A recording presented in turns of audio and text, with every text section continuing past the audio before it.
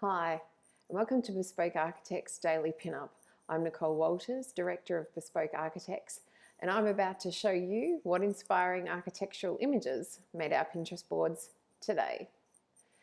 There was lots of exciting things I failed to pin yesterday, so we've got 2 days worth of pins to get through, so I'll try to be as quick as I can. I pinned this image here for the staircase. I really like that. So we've got a curved stair going up a central void, and then inside that stair is actually a glass lift. This is a, it says it's a domestic house. I thought I was looking at a hotel. Forgive me, the finishes on it were sort of at a hotel commercial sort of level standard. But the stair nonetheless is stunning. It's individual treads that are suspended from the wall and they wrap around in a curve shape, as I've said. And then the timber tread itself extends beyond the steel support bracket, which is also tapered. So it's a really beautiful and elegant stair. I pinned this image of the outside for that vertical landscape garden. So it's sort of terraced in like a Corten material with smaller shrubs planted in it, and then we've got this walkway underneath that. So I thought that was interesting and worthy of the landscape elements board. This image here, it is the facade protruding out of the side of a mountain. But what really caught my eye on this, I've got to say, is these these timber eyelashes that extend beyond that first floor canopy, first floor balcony. I'm assuming the canopy is there for some sun protection, but I just quite enjoyed the contrast between this really heavy sort of cave-like structure that's emerging from the side of this mountain, and then we've got this sort of lightweight screen eyelash hanging off the front of it. So interesting. Another commercial project that did catch my eye was this exhibition hall. I really liked the shape of this building and the materials and the way that the windows and the doors have these shrouds that protrude out and give that additional depth to the facade. So that's why that is on the board. This little project here, I just really like this as a car parking solution. So you're sort of opening quite a solid fence to the street, and then there's quite an open courtyard, and I'm basing my assumption that it's for car parking purely on the width of that opening there. This image here, it was for the cantilevered roof form on that. I just thought that was quite nice, and then this interplay of materials on that facade, the screen above the windows, this interesting shape here in the negative space, and then their use of materials changes on that fence to the street as well. So all really great detailing there. This one was an article on stuck-at-home artists that are turning their walls into murals, and I just thought that was stunning, and who wouldn't want that in lieu of a plain white wall or some wallpaper? I just thought that was a beautiful image. If you do click on the link in that pin, you will be taken to the Curbed website that'll show you some more beautiful examples of artists' work as well. This image here is the staircase from this property. I just really like the simplicity of this balustrade detail. It's just a plain timber tread stair. It's got a steel stringer that's painted white in lieu of black, which is, you know, the most common thing that we see here in Australia at the minute. And then on top of that, it's got this beautiful blonde timber balustrade and handrail, and then the infill panels are just these thinner, same material again, same timber, blonde timber, but just the thinner dowel. I really like that. I thought it was really elegant and not something I have seen too regularly before. This image here, it was this incredible door that caught my eye. It's a sliding door, it slides out, but we can see it's actually in the shape of the building. Here it is here from a different angle. And I pinned it again in this image, but this was more for the continuity in that alfresco. So quite often when I design alfrescos, I'll carry the joinery through. So there's a corner door here that's retracted in this image. And what they've done, interestingly, is extended the seating through the door. So we've got built-in seating on the inside that extends out into that alfresco area and carries on beyond that door line. So that's a really interesting solution. I haven't tried it before, but now I've seen it, I desperately wanted to have a go. But what I really like about it is it elongates the space. So even when the door is shut, the room feels much bigger than it is because the eye keeps going with that element that's protruding through. So a really cool feature, and that's why it's on the board. From that same project, I did pin this image from the bedroom, and it's this idea of a curved window at a bed head, sort of at eye level when you're lying down. Intriguing. I'm not sure if I would have faced the bed the other way, so I looked out the window rather than feeling like I was surrounded by it. It's an interesting thought, and whether the similar thing could have been achieved with the skylight over the bed, which I think is in another pin when we get to it today. But yeah, and I actually did quite like the joinery around this bed as well. Like it's a built-in bed in that the joinery is connected to the wall, and it has this joinery on that side of it as well.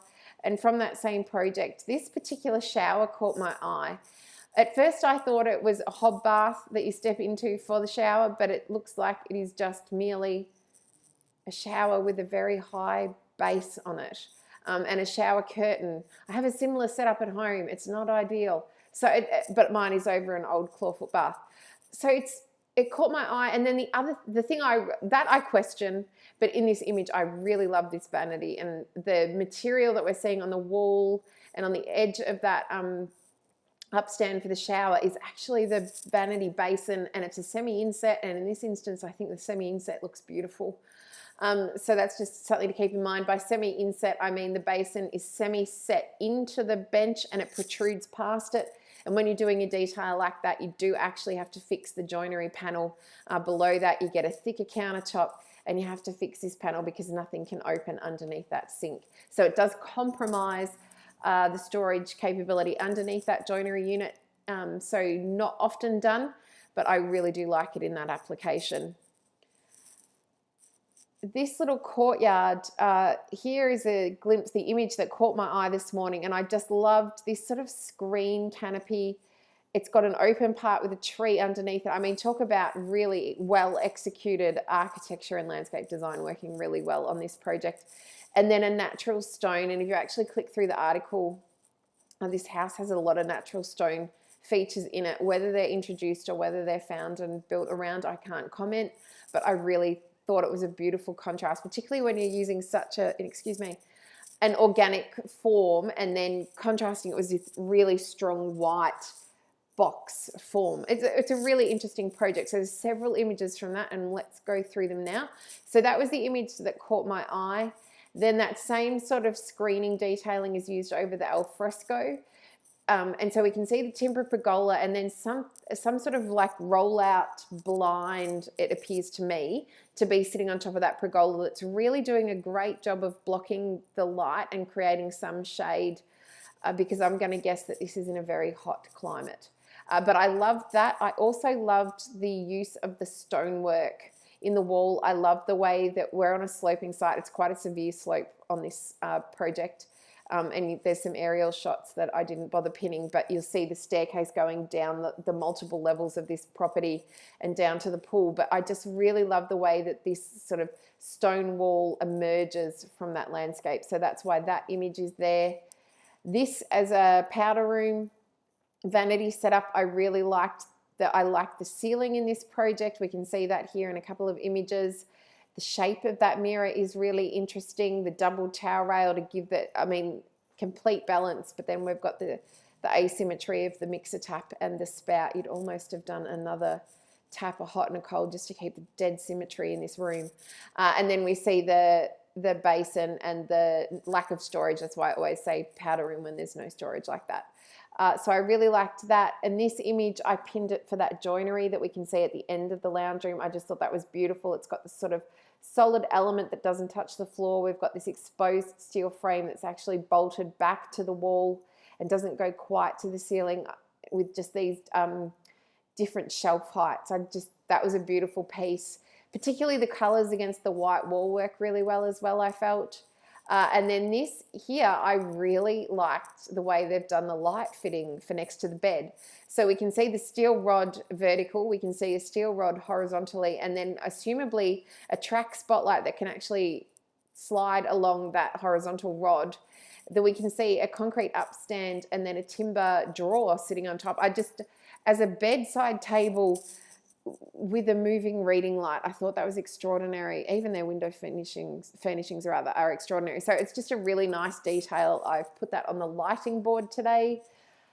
This project here, the shapes of it caught my eye. I wasn't overly keen on the color palette of the project, but the curve in this facade and then that timber screening looked incredible. So that's why that one is on the board. This project here, it was the entry. I just love that extruded steel shroud that sort of makes the entry door, and then around that we've got this draped sort of mesh screening. The softness with that really sharp edge entry really draws your eye in. It's well executed. And from that same space, I just really liked this light fitting. It's so simple and elegant. Obviously, this is a restaurant seating, so you do want just really specific lighting over that table, and I think that fitting achieves that very, very well. I also pinned their staircase. I really like, again, we're seeing the more traditional timber open tread with the black steel stringer, center stringer, and then we've got these tensioned wires on the vertical coming off the bottom of each tread. I thought that was really nice, and that's why that's on the stair board today. And then an overall image from inside that restaurant. And again, we're seeing that soft mesh screening that we saw on the outside is actually brought inside and draped over a portion of the dining table. We're seeing more of these little great feature lights and then the curved wall. So it's a very neutral color palette, but I quite like the end result of that. The gable silhouette, I mean, it's just a great use of material. That's why it caught my eye and made the board today, was this sort of image here. And we see the contrast. So we've got this black timber cladding externally, and then at the door opening, we've got a natural timber. And here is a close-up of that. I actually pinned this more for the external light fittings. I'm enjoying the fact that it's a wall light, and they've actually gone for 3 fittings in a row. It's something a bit different. So that's why that's made the board. And then this is the gable end as seen from the outside. And we can see the full glass in the end of that gable, which is always a detail I love. But again, I pinned this for the outside lighting. It's been really well executed landscaping and lighting design, evidenced by the wall lights selected. But we can see these lights on the external steps. We can see some uplight on these tree trunks. And then we can see these wall wash lights, the same fitting, I'm assuming, is what's here, and how that up-down light is creating that beautiful glow on that eave lining for that sort of outdoor space. So I thought that was a really beautiful house. This was the other skylight above a bed that I saw today. Again, it's a very strong color palette, so it's only going to appeal to a few people, but it made my skylight board, rather. I'm saying bed because I can see one. The skylight board, because I really liked the way it was centered to the bed. It had this really interesting sort of shroud around that, so it's creating multi layers when you're lying under it, so it's not just a flat diffuser. I really like that. Interestingly, was the number of reading lights required. There's one built into the bed head, a tiny little black sort of pin light, and then they've got this other light on the table, and that sort of had me wondering if there was a struggle with the little pin light in the bed wasn't functioning as well as they would have liked, for the need to introduce a second light. And then this project here, I really liked the idea of this island bench. As you can see, at the end of it, we've got some structural steel. It is a prefab house, but I really liked the way the island bench is just this, actually like a breakfast bar, in that there is no storage underneath it. It's merely a bar that you sit at, that faces into the kitchen and is suspended between the steel frame, and it's just a white top on it. So that's why that image made the board. And then from that same project, the fire engine red of that fireplace. It's a beautiful fireplace and a lovely feature in this home. Obviously from this image and this image, we can see they're not afraid of color, going by their floor tiles and their furniture and their fittings. So that was really lovely. This little project here, I really liked the shape of it and the way that the doors were recessed, so offering that real relief in the facade. And here is a close-up of that door, and we can see that it's asymmetrical. It's kind of leading you in, so I really liked that. Also on the board today, this little prefab cabin, I really liked their use of tiles in the kitchen as the splashback. It's kind of that 5-sided shape, and then it's almost like a natural sort of honeycomb in that it sort of flows organically. It doesn't finish at a clean line. And I really liked that. And it finishes below those suspended shelves. So that is on the kitchen board under splashback. And then finally, it was the house on stilts that caught my eye. Just that, the fact that they've cantilevered it so high above. I mean, it is something that has been done historically in the past. You can obviously park underneath it. Whether they've done that for view or for elevation, I'm not sure. I like it. I do like the structure of it and the interest that it adds, but it obviously does mean you're going to need a lot of stairs or a lift to get in there. So interesting choice. But that is everything from the last 2 days. I do apologize that I didn't get one up yesterday, but I did manage to release a design in detail of Bespoke House 2. It's a review of an older project that we did back in 2011. We didn't have the opportunity at the time of photographing that a couple of years later to actually video it. So what I've done is I've gone through the stills from that project and talked through a couple of the design detailed choices in more depth to sort of give you an idea of what it is that that I can produce and what it is that I really like and what I find works. So that being said, we are posting a few more images of Bespoke House 4, the golf course house, up on Pinterest. And it is one that has had a video done on it as well. If you're looking for that, it is available on YouTube.